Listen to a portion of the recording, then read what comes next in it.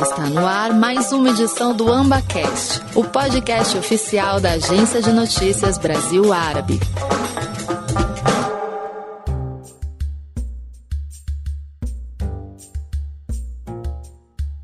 Olá, estamos de volta com a 40ª edição do AmbaCast, sua central de notícias sobre as relações entre o Brasil e os países árabes.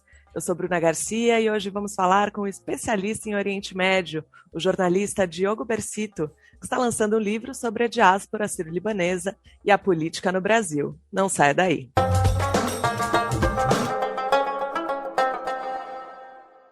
Hoje eu converso com o jornalista, escritor e especialista em Oriente Médio, Diogo Bersito. Diogo foi correspondente da Folha de São Paulo em Jerusalém, é autor do blog Orientalíssimo da Folha e também mestre em estudos árabes pela Universidade Autônoma de Madrid e pela Universidade de Georgetown, onde ele está fazendo seu doutorado na mesma área.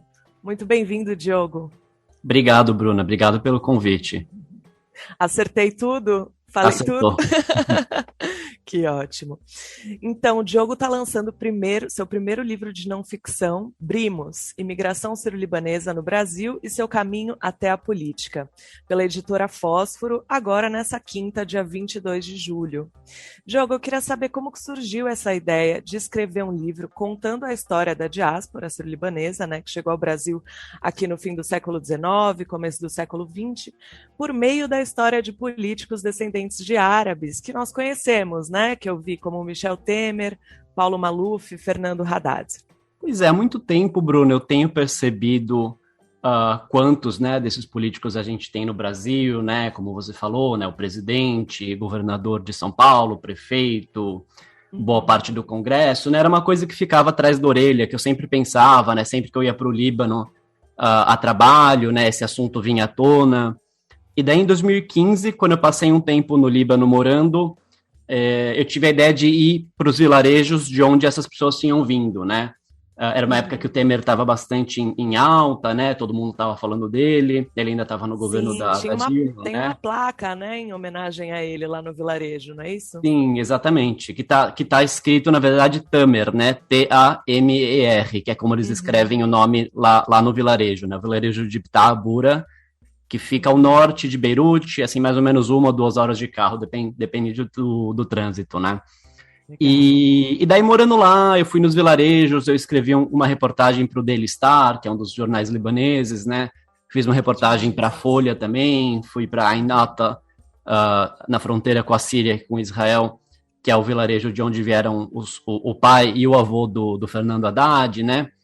Isso ficou na minha cabeça. Um pouco depois eu escrevi eu participei de uma conferência de história em Salamanca, na Espanha, onde eu estava morando depois, e daí eu acho que eu juntei todas as peças, né? Falei, olha, acho que essa é uma história que as pessoas no Brasil querem ouvir, né? As pessoas têm curiosidade, a gente sabe super pouco, né? Nessa época, assim, todo mundo sabia, né? O Maluf é de família árabe, o Haddad, o Temer, mas a gente sabia basicamente isso, né? Assim, mal sabia de onde tinham vindo, qual era o vilarejo. E foi aí que, enfim, eu apresentei a ideia do livro e eu percebi, né, quando eu falei, vamos escrever um livro sobre isso, vamos falar sobre esse assunto, eu percebi como as pessoas se interessavam, né, assim que eu começava a falar do vô do Haddad, por exemplo, que vem desse vilarejo, ele era um padre ortodoxo, mas ele fazia meio de campo entre os drusos e os ortodoxos, e ele meio que resistiu à ocupação francesa, enfim, essas histórias começam a seduzir as pessoas, né, que são histórias que eu conto no livro, né? Tem a Jandira Fegali, que ela é sobrinha de uma das grandes cantoras do Líbano, né? A Sabah. Tem o Kassab, que é bisneto de um santo. E quanto mais eu falava disso, eu percebia que mais as pessoas queriam saber, né? E eu acho que nesse processo foi consolidando a importância do livro para mim, mais ou menos isso. Demais, você consegue contar a história da diáspora por meio desses personagens, né? De certa forma. Porque cada um tem um histórico diferente, vem de uma família diferente, de uma região diferente da Síria ou do Líbano. Então a gente começa a entender um pouquinho melhor como que foi essa chegada deles aqui no Brasil, né? Exatamente. Que foi o que aconteceu depois, né? A ideia principal, a primeira ideia, né, era contar a história desses políticos, das famílias deles, entrevistar as famílias que ficaram no Líbano, entrevistar os próprios políticos no Brasil. no meio do caminho eu percebi que eu precisava contar a história da diáspora, né, como você disse, que eu precisava dar esse contexto para as pessoas, né, e que também era uma história saborosa. Então, isso fez com que o livro tivesse duas partes bem distintas, né, que a primeira parte é um histórico da diáspora, focando, claro, na política, né, amarrando isso com o fato de que essas pessoas foram parar na política, mas é uma história mais geral, né, e daí na segunda parte tem os perfis mesmo das famílias, dos políticos, né, então a gente ficou com essas duas partes bem diferentes. E você entrevistou mais de 40 pessoas para escrever o livro, né? Queria saber como que foi esse processo, quanto tempo levou. Olha, o livro está em produção há mais ou menos 3 anos, né, eu acho que a primeira leva, que eu acho que é a leva, assim, que é a base do livro, foi em 2018, no Líbano, né? A editora me mandou para lá, eu passei algum tempo lá. Voltei a esses vilarejos, que essa altura eu já conhecia bem, né? Porque eu tinha voltado mais algumas vezes, por exemplo, quando o Temer virou presidente, eu voltei mais uma vez a Bitarrabura, né? Porque daí a placa do vilarejo dizia assim, Michel Temer, vice-presidente do Brasil, né? Rua Michel Temer, vice-presidente do Brasil. Eles foram lá e apagaram a palavra vice, né? Foi uma festa, eles pintaram com spray azul a palavra vice, né? Ele virou só presidente. Enfim, daí eu voltei essa outra vez já para fazer o livro, né? Eu já conhecia bem as famílias me receberam com almoços, né? Com drinks, que as famílias também gostam muito de falar sobre isso, né? Então, nessa ocasião, entrevistei de novo toda a família do Temer, né? Que ele tem um primo de primeiro grau que mora no vilarejo, tem um amigo de infância que mora lá também, que nasceu no Brasil, mas voltou para o Líbano.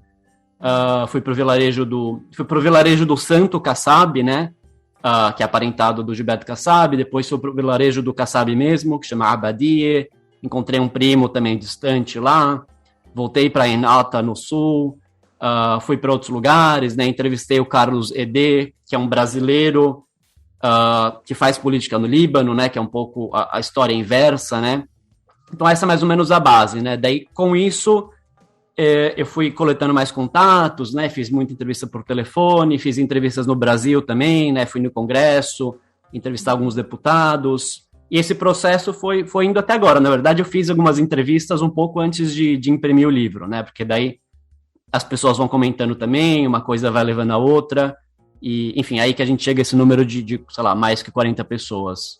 Conta pra gente alguma história, algum fato curioso, só para dar um gostinho, assim, para os nossos ouvintes saberem um pouco mais do seu livro. Tem muitas boas histórias. Uma das histórias que foram mais gostosas de apurar para mim é a história do Salim Farah Maluf, né, o pai do Paulo Maluf, porque era a única pessoa que não tinha nenhum contato prévio, né, não fazia ideia de como encontrar, né, então basicamente eu peguei o carro, eu dirigi, eu com o motorista, né, eu fui de Beirute até o Vale do Bekaa, né, que é esse vale que fica entre o Líbano e a Síria. Chegando lá, né, dirigimos até esse vilarejo que chama Hadaf, né, que fica perto de Baalbek, que é um desses grandes templos romanos, né, que todo mundo conhece. E basicamente, a gente ia dirigindo pelo vilarejo, abri a janela e falou assim, alguém conhece o Maluf? Não, tem aquele Maluf, não sei o que, naquela casa. A gente foi batendo de porta em porta até chegar na casa desse senhor que chama Gerge, né?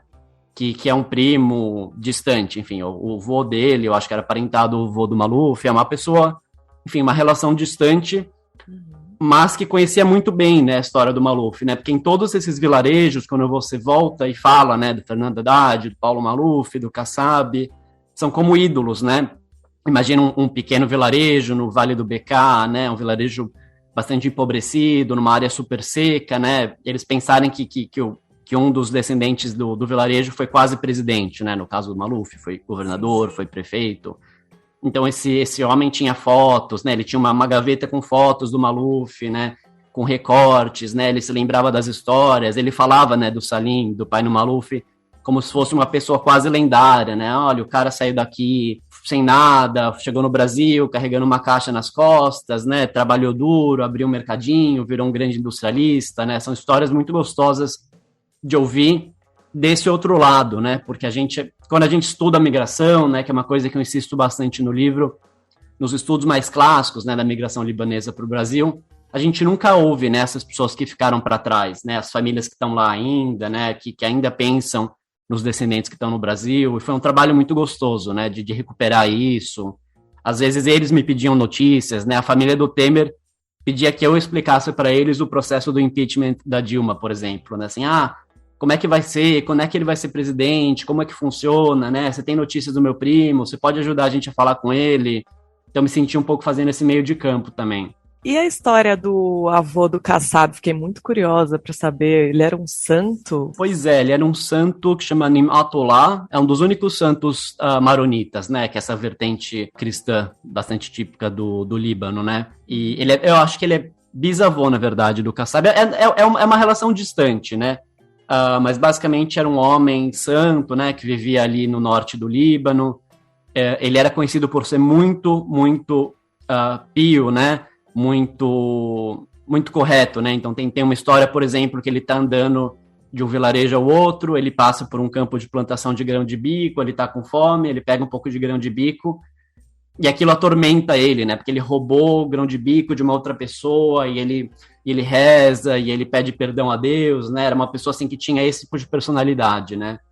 E daí quando ele morre, o corpo dele não se decompõe, né? Tem vários milagres associados a ele, que ele salvou um dia gado de ser morto por uma parede que desmoronou. São histórias muito típicas do Líbano, né? Histórias de agricultura, né? De pecuária. E ele basicamente, enfim, ele tem essa relação distante com... Ele tem o mesmo nome, né? Ele é o Ni'matullah Kassab, né? Ele tem o mesmo nome do Gilberto. E daí essa família, que é desse vilarejo Hardini, né? No norte do Líbano, ela vai se espalhando pelo Líbano. E o braço da família do Gilberto Kassab chega a esse outro vilarejo que chama Abadia, né? Que é bem perto de Beirute, na verdade. Mas, e vira uma grande referência da família, né? Quando ele foi canonizado, a família em São Paulo fez uma festa, né? Eles distribuíram lembranças, né? Lembrancinhas, a festa da canonização. Então é uma coisa muito forte para a família.